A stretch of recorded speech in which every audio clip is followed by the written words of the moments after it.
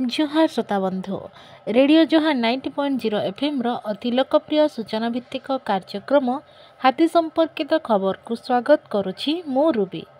एही कार्यक्रम माध्यम आमे आपण माननकु जणाई देबो जे आपणक अंचल रे हाथीर अवस्थिति संपर्क रे केन्दुझर वन विभाग द्वारा जनहित रे जारी।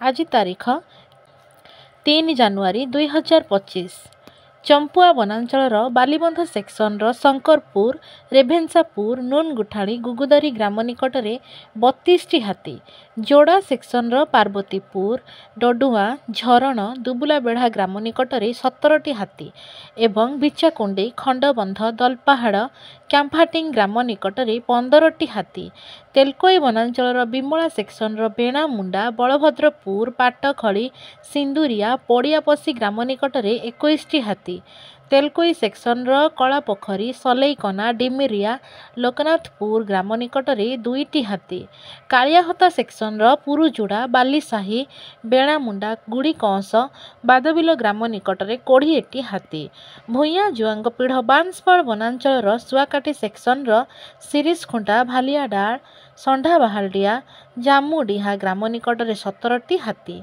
एवं तरमाकांत गोपपुर चंपाझर बरगड़ा ग्राम निकट में 22टी हाथी घटगाँ वनांचल देवबंध सेक्शन आढ़कटा कुआझरण रंगामाटिया गयलमुंड ग्राम निकट में 12टी हाथी पाटना वनांचल पाटना सेक्शन खमुआ घुंटीझरी रामचंद्रपुर डलंगपाणी ग्राम निकट में गोटे हाथी अछंती।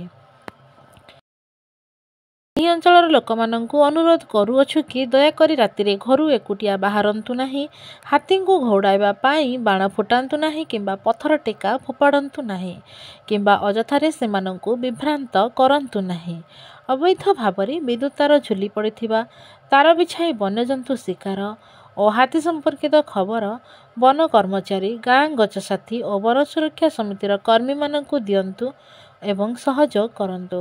ଏହି ସମ୍ପର୍କିତ ଖବର କେନ୍ଦୁଝର ବନଖଣ୍ଡ ଅଧିକାରୀଙ୍କ ନିୟନ୍ତ୍ରଣ କକ୍ଷର ମୋବାଇଲ ନମ୍ବର 6370592099 ମାଧ୍ୟମରେ ମଧ୍ୟ ଜଣାଇ ପାରିବେ।